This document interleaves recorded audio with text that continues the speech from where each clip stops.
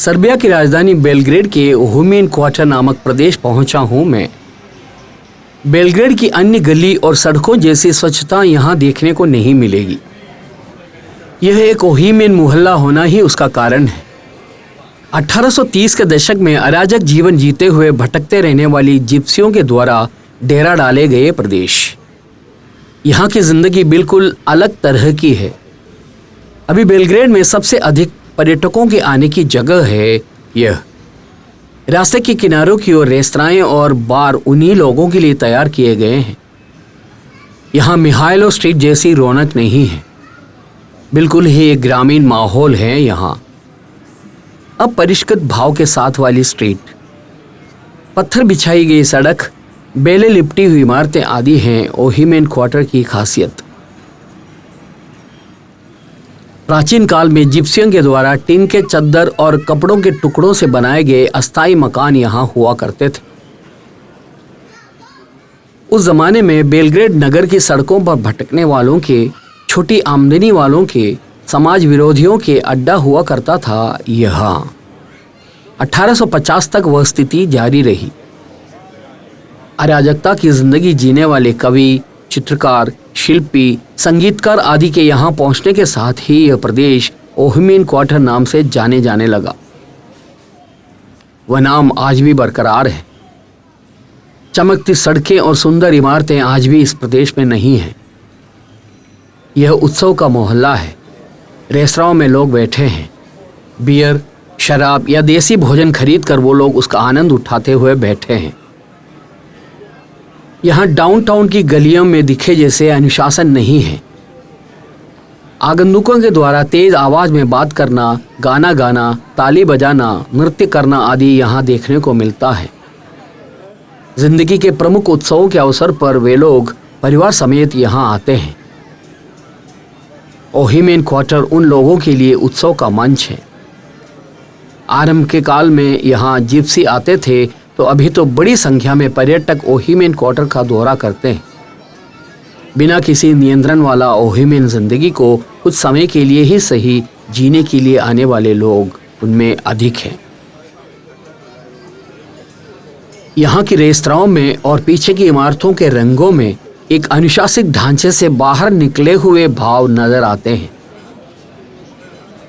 सन 2000 के बाद ही इस कदालिया प्रदेश को एक प्रमुख पर्यटन केंद्र बनाने का काम सरकार ने शुरू किया था। अभी भी यहाँ की सड़कों को ओहिमेन शैली में बरकरार रखते हुए सजाने का काम बेलग्रेड नगर प्रशासन करवा रहे हैं। खिले हुए फूलों से सजी हुई रेस्तराएं एक अद्भुत नजारा है। देखने से लगता है कि वास्तविक बियर गार्डन तो यही है। बियर ग्लास के साथ बैठी महिलाएं और पुरुष। थोड़ी स्वतंत्रता की इच्छा रखने वालों के लिए सही जगह है यह। कई लोग परिवार समेत आए हुए हैं। वो लोग तेज आवाज में ही अपनी खुशी प्रकट कर रहे हैं। वह ओहिमेन क्वार्टर में प्राप्त स्वतंत्रता है। रेस्तराओं में गायकों की टोली है। अकॉर्डियन, गिटार आदि बजाते हुए वो लोग गा रहे हैं। बियर की चुस्की लेने वाले भी उनके साथ गा रहे हैं। रेस्तरां में बैठे लोगों के प्रत्येक दल के बुलाने पर वो लोग उनके नजदीक जाकर गाना सुनाते हैं। उसके लिए उन लोगों को विशेष टिप भी मिलते हैं। लोग तेज आवाज में बात करते हुए, ताली बजाते हुए स्वतंत्रता का आनंद उठा रहे हैं। रिपब्लिक स्क्वायर से लगी हुई रेस्तराओं में अनुशासन के साथ बैठकर दबी आवाज में बात करते हुए बियर की चुस्की लेने वाले और भोजन करने वालों को ही मैंने देखा था। यहाँ की प्रक्रिया तो उससे एकदम अलग है। मुझे लगा कि सर्बिया की जनता अपना वास्तविक स्वभाव यहाँ आकर प्रकट करती है। यहाँ की जिंदगी बिल्कुल ही भिन्न है। लगता है कि ये लोग जिंदगी के आनंद पूरी तरह से उठा रहे हैं। सारी रेस्तराओं के भाव कुछ विशेष प्रकार के लगते हैं। कुछ पुरानेपन के साथ की व्यवस्था। प्रत्येक रेस्तरां फूलों के पौधों से अलंकृत है। ओहिमेन क्वार्टर में इस प्रकार की कुछ गलियां भी हैं। वहां से होकर जाने पर भी रेस्तराओं में ही पहुंचे जाते हैं। इन सारी जगहों पर संध्या होते ही लोग भर जाते हैं। हर सड़क के किनारे का नज़ारा ओपन एयर रेस्टोरेंट है। बेलों से सुंदरता बड़ी रेस्तराएं, इमारतों के अंदर भी रेस्तराएं हैं। रास्तों पर हर उम्र के लोग नजर आ रहे हैं। कुछ लोग कुत्ते के साथ घूमने निकले हैं। सड़क के किनारों पर खुदरे भाव की इमारतें नजर आ रही। 120 वर्ष पुरानी छोटी इमारतें हैं यहाँ का भोजनालय शराब खाना भी होता है। प्रत्येक रेस्तरां में बियर, वाइन, अन्य नशीली शराब आदि मिलते हैं। रात के समय इस ओर लोगों का आना बढ़ जाता है। अभी ओहिमेन क्वार्टर में जिप्सी नहीं रहते हैं, लेकिन 150 वर्ष पहले उनके द्वारा यहाँ लाई गई शैली अभी भी बरकरार है। समूह की परंपरागत, सामूहिक, राजनीतिक, धार्मिक एवं आर्थिक रीतियों के विरोध करते हुए व्यक्ति की स्वतंत्रता मात्र पर विश्वास जताते हुए जीने वाली जिंदगी है ओहिमेन जिंदगी, जिसे ओहिमेनिज्म कहते हैं। स्वतंत्र चिंता रखने वाले चित्रकार, साहित्यकार, शिल्पी, संगीतकार, अभिनेता से लेकर ओहिमेन जिंदगी जीने वाले अनेकों लोग हैं यहाँ। अपनी पसंद के अनुसार वो लोग जी रहे हैं। इसी कारण से शराब, नशीली दवा आदि उनकी जिंदगी के भाग बने हुए हैं। यहाँ दिखने वाली प्रत्येक वस्तु के भाव एक प्रकार से रूखा है। हर रेस्तरां में गायक दल होता है। वो लोग वहाँ एक कोने में बैठकर नहीं गाते हैं। अपने वाद्य यंत्रों के साथ वो लोग हर मेज के पास जाते हैं। एक मेज पर 8-10 लोग होते हैं। जिंदगी के किसी खास दिवस को मनाने के लिए वहां जमा हुए होते हैं वो लोग। उस दल का मनोरंजन करना गायक दल की जिम्मेदारी होती है। लोगों की मांग के अनुसार के गाने गायक दल गाते हैं। रेस्तरां के किसी एक कोने पर अकेले बैठे हुए लोग भी हैं यहाँ। पत्थर के बने रास्ते से होकर मैं आगे बढ़ा। ओहिमेन रूम्स विशेषण वाले लॉज रास्ते के किनारों पर स्थित इमारतों में चलाए जा रहे हैं। यह सड़क सेमिली नामक एक फव्वारे तक जाती है। यह सेबिली फव्वारा है, एक ड्रिंकिंग फाउंटेन है। सरायोवो के बेस्टास्किया में 16वीं शताब्दी में स्थापित फव्वारे का प्रतिरूप है यह। सरायोवो के द्वारा बेलग्रेड को उपहार स्वरूप दिए गए फव्वारे को यहाँ ओहिमेन क्वार्टर की सीमा पर स्थापित किए हुए है। क्वार्टर का अंतिम सिरा है यह। अनुशासन के दायरे से निकलकर थोड़ी मनमानी करने की इच्छा रखने वाले इस मोहल्ले में आ सकते हैं। इस सड़क के रूप भाव ही अनुशासनहीनता को दर्शाता है। सीधी रेखा जैसी सड़क नहीं है। चमकते ग्रेनाइट सड़क पर बिछाए नहीं गए हैं। सुंदर इमारतें सड़कों की दोनों ओर कतार में नहीं खड़ी हैं। बेल, फूलों से लदे पौधे, गोल पत्थर बिछाई गई सड़क, पुरातनता को दर्शाती इमारतें आदि के साथ एक प्रकार का विचित्र भाव है इस मोहल्ले का। रेस्तरां के अंदर बैठे लोग ताली बजाकर गाना गा रहे हैं। कई जगहों पर लोगों की भीड़ लगी है, फोटो खींच रहे हैं। एक रेस्तरां के गाने का आनंद उठाने के लिए दूसरी रेस्तरां के लोग वहां जा रहे हैं। वो लोग भी उनके साथ मिलकर गा रहे हैं। यूरोप में साधारणतः दिखने वाले, कृत्रिम लगने वाले अनुशासन को त्याग कर लोग यहाँ जिंदगी का आनंद उठा रहे हैं। थोड़ा नशा करके परिवार और मित्रों के साथ मिलकर नाच गा रहे हैं। इन कलाकारों का काम उस आनंद भरे उत्सव के लिए पृष्ठभूमि तैयार करना है। अकॉर्डियन, गिटार आदि कुछ संगीत वाद्य यंत्रों के साथ 4-5 कलाकार। प्रत्येक रेस्तरां में इस प्रकार की संगीत सभा का आयोजन होता है। अनेकों लोग बच्चों के साथ परिवार समेत आए हुए हैं। जन्मदिन मनाते हुए, विवाह के बाद की खुशी मनाते हुए नशे में धुत होने के लिए बेलग्रेड वासी परिवार ओहिमेन क्वार्टर में साधारणतः आते हैं। उन लोगों के लिए रेस्तरां में विशेष व्यंजन भी तैयार किए जाते हैं। उनके आनंदोत्सव देर रात तक चलते रहते हैं। एक ओहिमेन क्वार्टर के आधुनिक काल की जिंदगी कैसी है, यह सब जान पाया हूं मैं। ऐसा लगता है जैसे किसी भी काम की कोई भी रोक यहां नहीं लगी हुई है। सब लोग उत्सव मनाने के मूड में हैं। अभी 6 ही बजा है। इसी कारण से शायद यहाँ लोग कम हैं। मानसिक तनावों को पूरी तरह से दूर रखना, जिंदगी में प्राप्त अवसरों को आनंददायक बनाना आदि इस प्रदेशवासियों की खासियत है। पश्चिमी जीवन की खासियत भी वही है ना। अपने प्यारे कुत्तों के साथ शाम के समय घूमने निकलना कुछ लोगों को पसंद है। इस प्रकार जिंदगी में विभिन्न नजरिए रखने वाले लोग ओहिमेन क्वार्टर में आते हैं। ऐसे कुछ लोग सड़क के किनारों पर खड़े मिलेंगे। सड़क पर से गुजरने वाले लोगों को वहाँ की रेस्तराओं के विशेष व्यंजनों की जानकारी देना इनके काम है। इसने मुझे भी रोक लिया। व्यंजनों की जानकारी ही नहीं, कुछ पद्धति भी मुझे समझा रही है। 3 बियर पी लेने के बाद चौथा मुफ्त मिलेगा जैसी पद्धति। इससे लगा होगा कि एक अच्छा शराबी हूं मैं। इसने मुझे शराब के बारे में ही विस्तृत जानकारी दी है। यह है इसकी रेस्तरां। मैं लौटकर रिपब्लिक स्क्वायर पहुंच गया हूं। संध्या होने को है। यहां भी लोगों की भीड़ बढ़ने लगी है। लगता है नस मिहाइलो ही यहां अकेले बैठे हैं। बाकी सब लोगों के साथी हैं। मिहाइलो स्मारक की संगमरमर की सीढ़ियों पर लोग आकर बैठ रहे हैं। यह भी मित्रों के संगम स्थल है।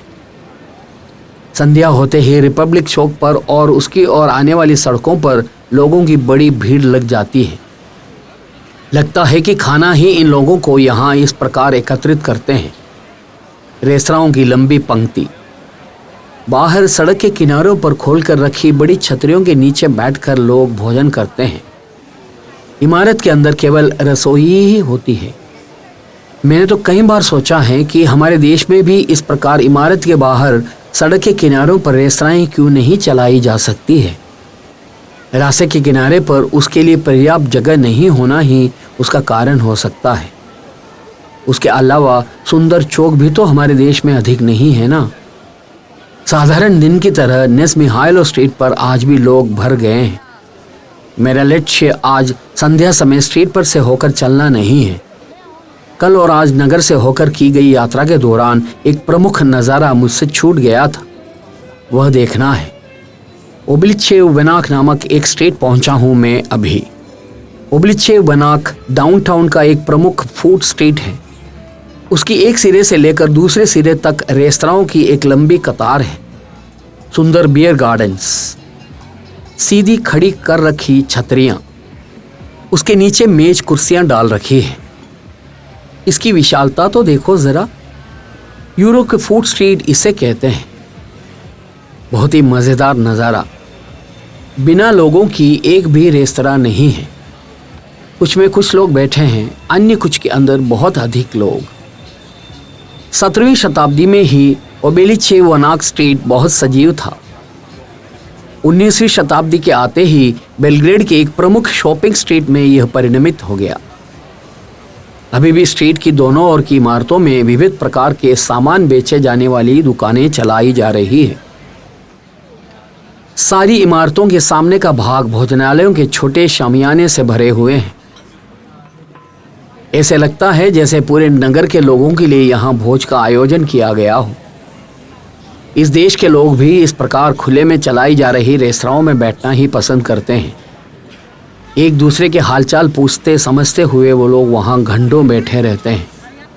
संध्या गहराने के साथ स्ट्रीट का रंग भी बदल रहा है। बहुत ही स्वच्छ माहौल।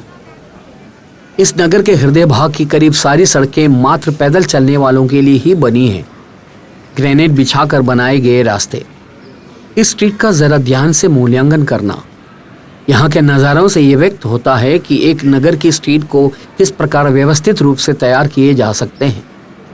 गाड़ियों की यातायात को पूरी तरह से बंद कर रखी स्ट्रीट। हमारे देश के नगर के हृदय भाग पर स्थित स्ट्रीटों को इस प्रकार तैयार नहीं किए जा सकते हैं क्या? यहाँ भी व्यापारिक संस्थाएं हैं, दफ्तर हैं।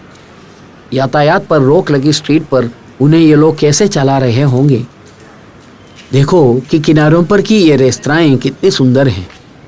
हमारे शहरों की कम से कम कुछ स्ट्रीट्स को इस प्रकार बनाने में क्या परेशानी है।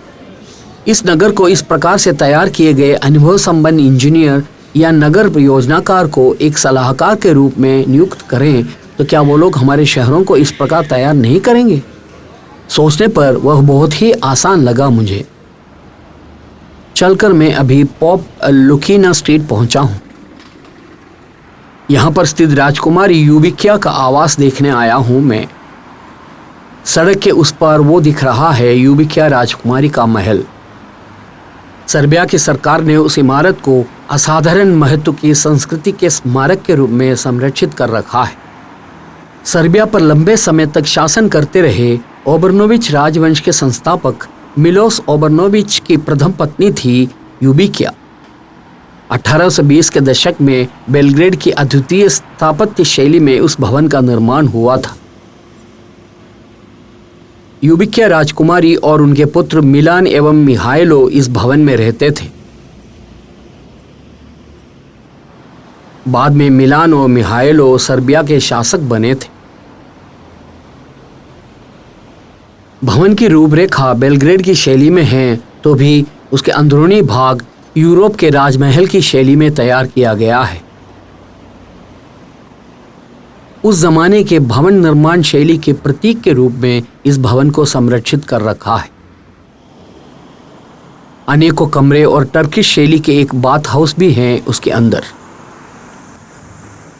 राज परिवार के यहां से आवास बदलने के बाद कुछ समय तक उच्चतम न्यायालय यहां कार्यरत था। अभी राजकुमारी यूबिक्या का यह आवास स्थल एक संग्रहालय है। अंदर प्रवेश का समय 5 बजे तक होने के कारण मैं महल के अंदर का भाग नहीं देख पाया। अंधेरा छाने लगा है। अभी तो और भी नज़ारे बाकी हैं। वापस नेस्मिहाइलो स्ट्रीट जाने का निर्णय लिया मैंने। वहां पहुंचने पर लोगों को बहते हुए से स्ट्रीट से जाते देखा गया। रात को संगीतमय बनाने के लिए 3 लोग वहां उपस्थित हैं। वायलिन और चेल्लो के साथ वो लोग स्ट्रीट पर संगीत की छटा बिखेर रहे हैं।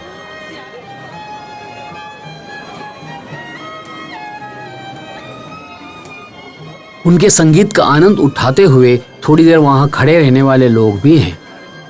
उन पर कोई ध्यान दिए बिना आगे बढ़ने वाले लोग भी हैं। उन लोगों पर कोई ध्यान दिए बिना कलाकार अपने संगीत में ऐसे डूबे हुए हैं जैसे अपने कर्म निभा रहे हों।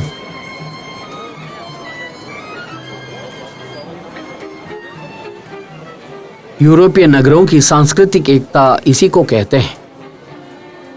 मुझसे कुछ लोग पूछते हैं कि मैं पश्चिमी देशों का प्रशंसक क्यों हूं। कम से कम एक बार इस प्रकार की एक स्ट्रीट पर एक संध्या समय आकर खड़े हुए कोई भी व्यक्ति यूरोप का प्रशंसक बन जाएगा।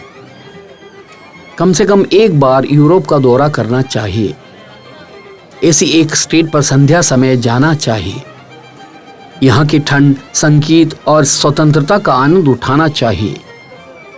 उसके साथ ही यूरोप का प्रशंसक बन जाओगे।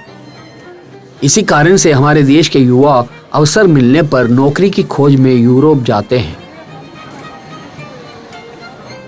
एक त्योहार के मैदान से होकर जाने जैसे लोग स्ट्रीट से होकर आगे बढ़ रहे हैं। ये लोग केवल एक लक्ष्य की ओर नहीं जा रहे हैं। किसी खास आयोजन में शरीक होने के लिए भी नहीं जा रहे हैं। ये लोग न जाने कहां जाने के लिए आगे बढ़ने वाले लोग। प्रेमी के साथ, परिवार के साथ, मित्र के साथ घूमने निकले लोग। इस प्रकार से घूमना ही स्ट्रीट को सजीव बनाता है।